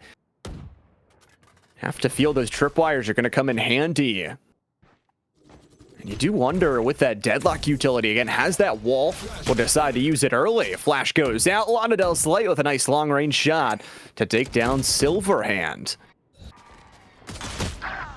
Here's the look from Radicus, too. I mean, a nice 1-2 trade, but they've lost so much space. Radicus has to do a lot here, rotating all the way back through the B elbow. And Radicus will be the only one left. Now there's nobody.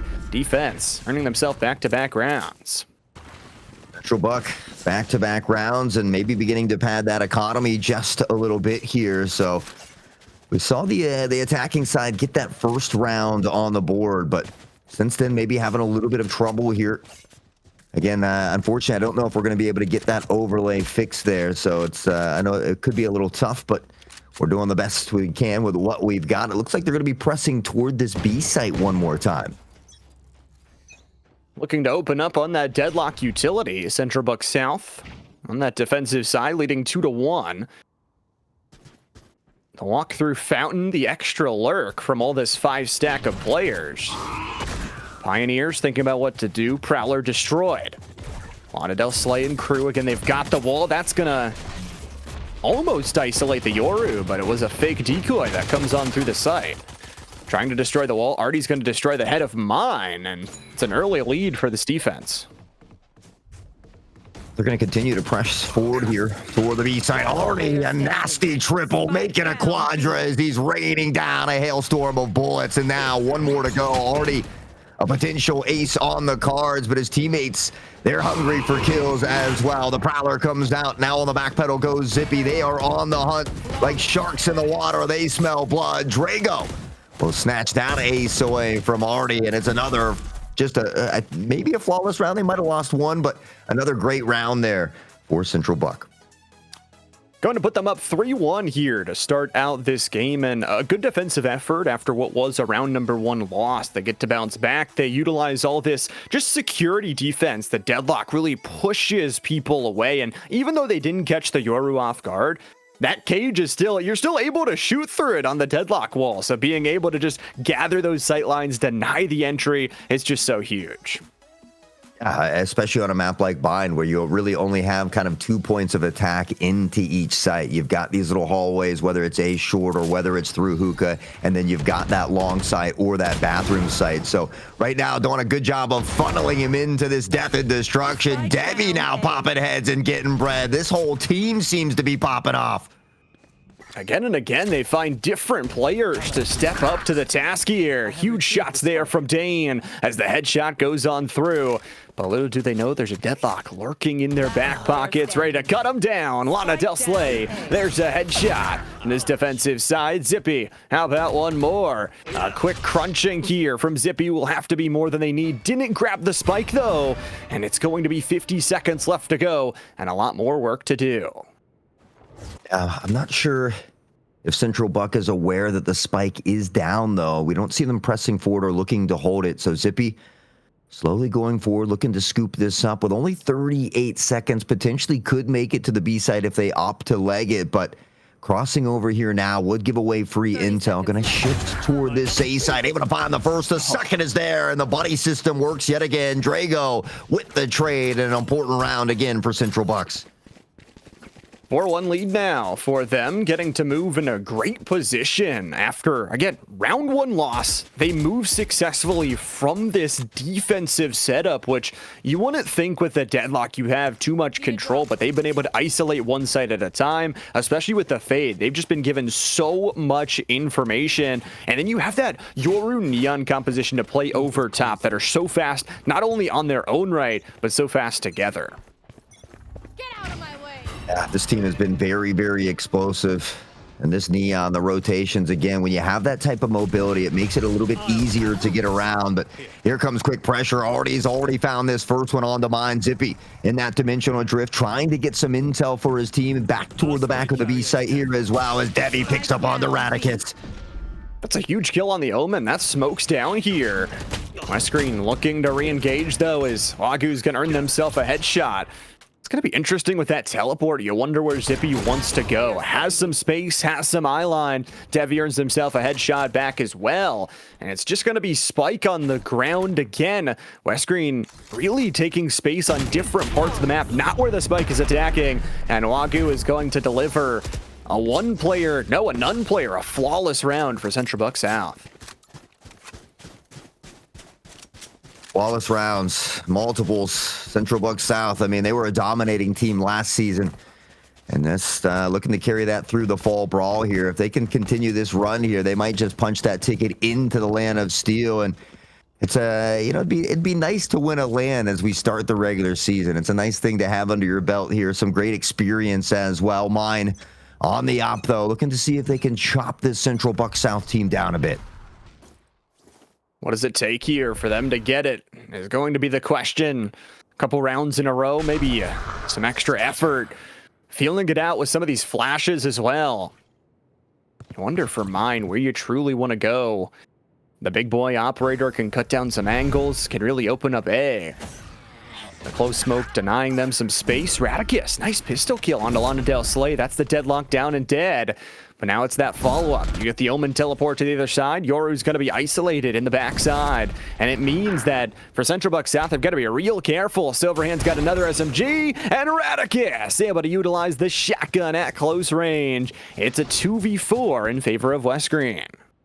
It's on top, baby. Radicus putting in work with the judge here. We see Wagyu shifting through the spawn side here as that plant goes down. Clove trying to rotate around to provide some help, but now they're going to have to run into the waiting arms of Mine on this op, who just collected his teammate here as well. And so time ticking away, the pressure now on the weight, or on the shoulders rather, of Devi. Fortunately, not able to use that not dead yet ultimate either. Last player left to go. Mine looking the wrong way though. Operator gets nothing. Smoke has isolated this to another 1v1, but Zippy is able to clean it up through the shots of ahead. West Greene, it's just their second round of this attacking side. But boy, you talk about the ability to work together and work out those ultimates specifically. I love that teleport Omen from so early on. The teleport from Omen here. We'll see if he can get some more magic here in this round as West Greene looks to make a fighting stand here. And you love to see them battle back in some of these earlier rounds. We saw in that last series where it just got a little too out of hand too early. So hoping to not allow that to happen here in their situation for West Greene. They've begun to battle back, and unfortunately Mine, who was rocking that off, gets taken out early, already dishing out some damage of his own. Nice little teleport away. Radicus gets nothing on that shotgun. You wonder now, a player down, where you want to go, and how about two? I mean, that is spike dropped early. Radicus with the teleport over Zippy. At least get something back to go.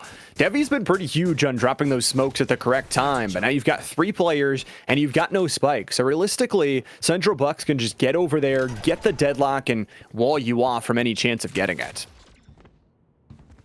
Oh, we see that spike temporarily down here.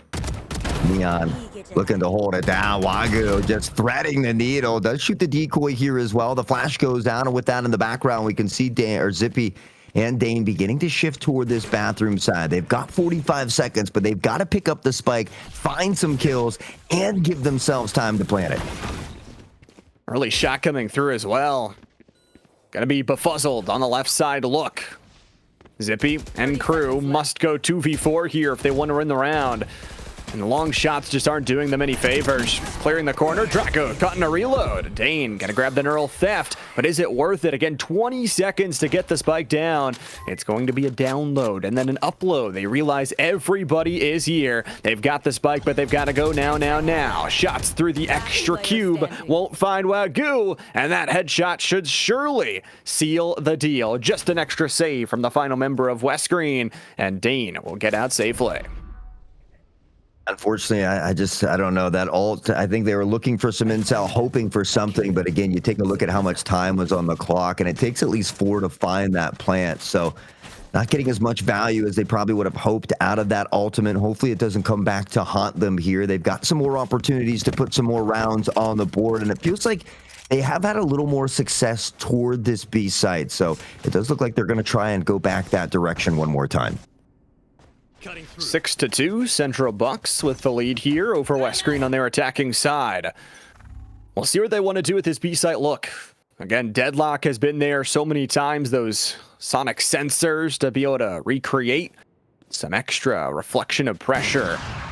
Long look from Artie scores. Mine is dead, and it's already a 5v4, but it puts the Yoru in an awkward spot. Now they're going to be grabbed and stunned up off this drop. Silverhand, first life down. Camera there to assist, and Artie's going to finish off Radicus. Nobody able to get there for the respawn. And this could honestly be an ace. They're going for their teammate Zippy, trying to clear the close angle. The decoy gets him. Silverhand revived. Zippy gets the kill, but on the drop down, it's just one lonely Yoru. Wagyu cooks some up, and it's another defensive win.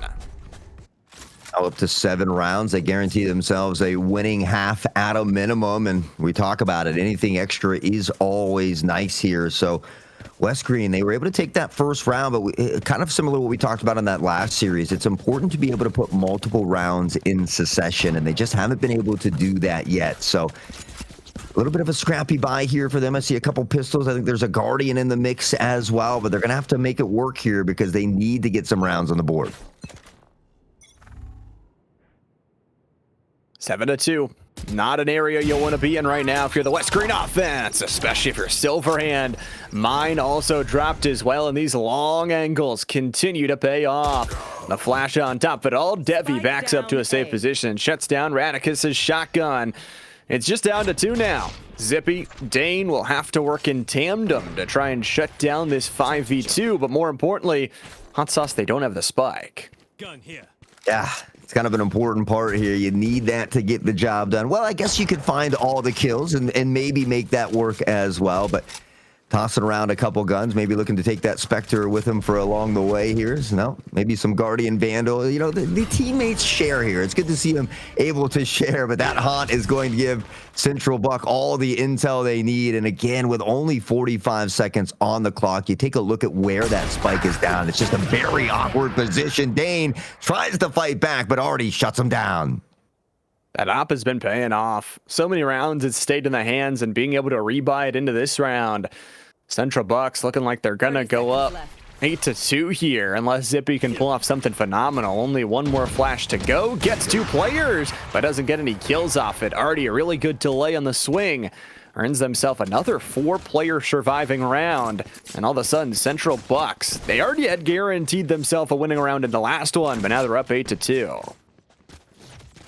2, they continue to pad on to that winning half. Just a couple rounds left here in the first half, and West Greene really needs to find a way to get a minimum of one of the next 2, but ideally, you'd like to see him get both. You take a look at the economy and the buy, and it just really hasn't been there for most of these rounds. Now, I do love this Sheriff skin, so we'll see if mine can put it to work. It's a good opportunity to go, but not if you're double stunned. Just no way to play. Drago pops the ultimate, slides into a victory position, and double kills them down. It's the quickness on the defense side that shutters them away. The decoy kill will blind you, and Artie will take down Radicus very, very quickly. It becomes a 4v1. Yeah, not an ideal situation to be in. Zippy has had some great moves. Unfortunately, already on that op, the one-hitter quitter can be so difficult to deal with, especially in the hands of someone like Artie, who really doesn't very often miss. So West Greene has to find a way to deal with that op, maybe shift away from it if they can. But I think Central Buck is smart here. West Greene's had more success on the B site. They put Artie over here with the op, and now it makes it tough to go to either site, it seems. And the deadlock utility is there as well. I mean, you're just not getting there for free. West Greene down 2-9 in overall scoreline. We'll swap up those sides after this round. But for Central Buck South, a really good start to the season. And Wagyu having a good season as well. Just a great day to be able to look on those long ranges, trusting yourself and knowing if anything goes wrong, I've got a teammate in Neon right behind me. Lana Del Slay doing work as well, earning the headshot. It's already a 5v3. Yeah, Central Buck just so good at finding these initial picks and giving themselves that player advantage. We see Silverhand shifting through bathrooms here, able to find a nice shot on the Drago to look to find an equalizer, but Wagyu able to answer back. Zippy lucky with a bucky, but for how long is already shuts down his teammate. Yummy, yummy cocoon is all I can say. Not turning into a butterfly. Zippy will be destructoed. And the swap of the sides will go through as yet another defensive round comes in. No 9-3 curse. We've got another 10-2. Hot Sauce, they just don't want to curse themselves, huh? I mean, 10-2, you got to be happy with 10-2. 9-3, you avoid the curse, and it's a dominating half to where you only need a couple rounds to get to match point, 3 to close it out. So always nice to be in that driver's seat. We'll see if Central Buck can have the same success that they had on defense, though, because things can be a little tougher on the offensive side here. Offense is tough. You got to go through a 2-site map with a lot of teleportation, a lot of movement. And now we'll get to witness this West Greene defense. This pistol round ever important, just like we said in that last matchup. You lose the pistol round, it might just be a loss of a land spot. I'll rotate early. The pistol shots from Mine are good. It's Lana Slay, though, that earns themselves a nice little body shot to take down the Jet. The classic we trust here, but now an opportunity to upgrade the weapon potentially in toward Hookah. The rest of the members up this long B. Radicus, the blind, the teleport behind, and he's going to come up with another chance, but the shorty, it's too far away. Lena Del Slay turns on a dime, finds the pick, already for a 2K, and Central Buck South just battling back in this round. They've got speed. You talk about already in that positioning on the inner side of the pipe. Able to just rotate, crunch down, and it is going to be a nice little crossfire from Zippy. Denies the plant. Now they know exactly where you are. A crash going out, now a 2v1.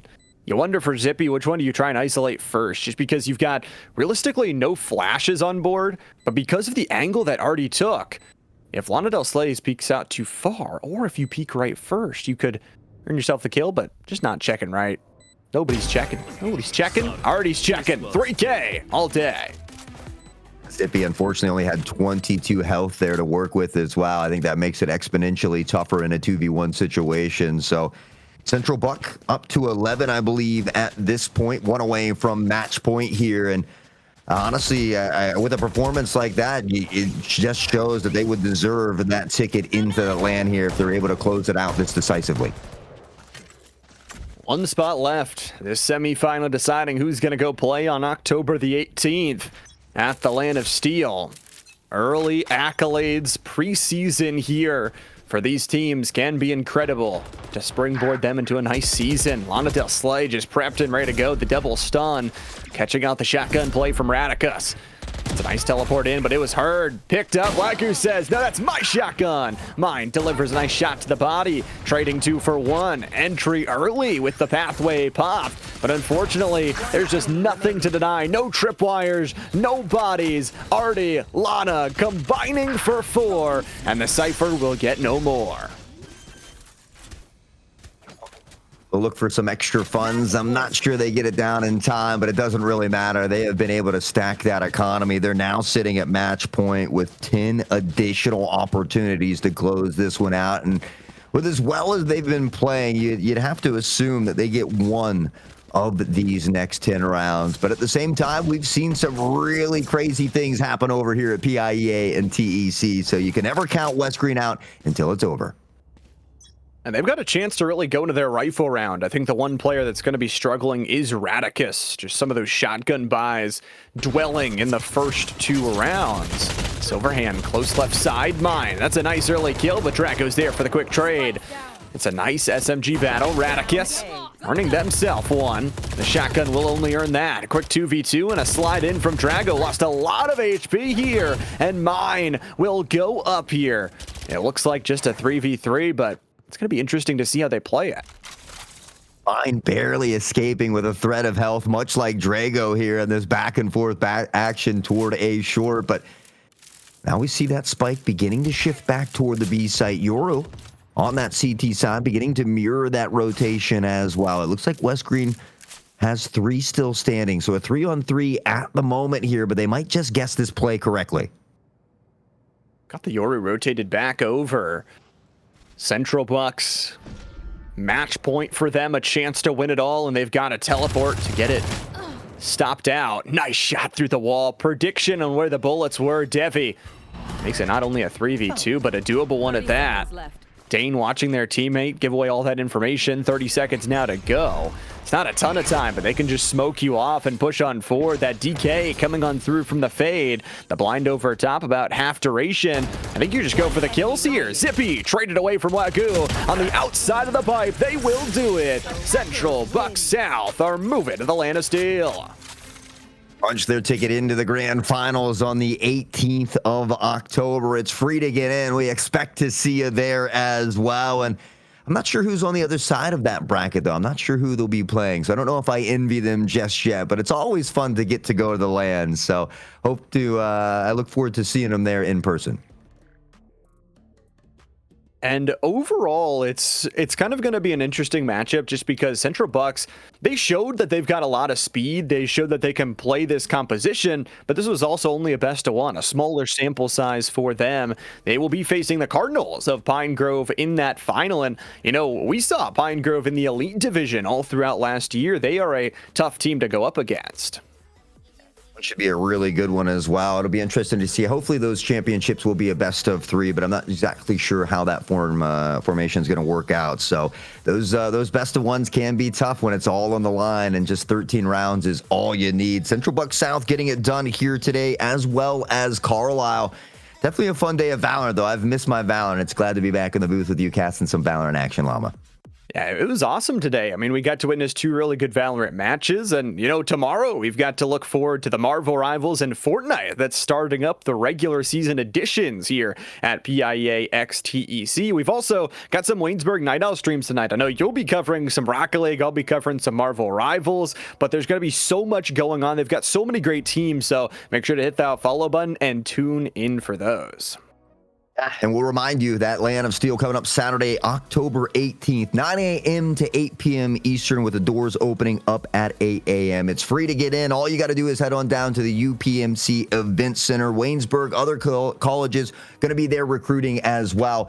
And you can always get more information at TECesports.com/Land of Steel. That's going to be all for us today. But as always, before we get going, we got to thank the legends behind the scene, our main man, Nick, for not only producing, but doing all the wonderful observing here as well. Of course, we appreciate everybody hanging out with us in chat, from the teachers, the students, the parents, to all the competitors here today. We appreciate each and every one of you as well. The legend, the handsome man to my digital left is Llama. My name is Hot Sauce. You guys have been beautiful. Take care and enjoy the rest of your evening.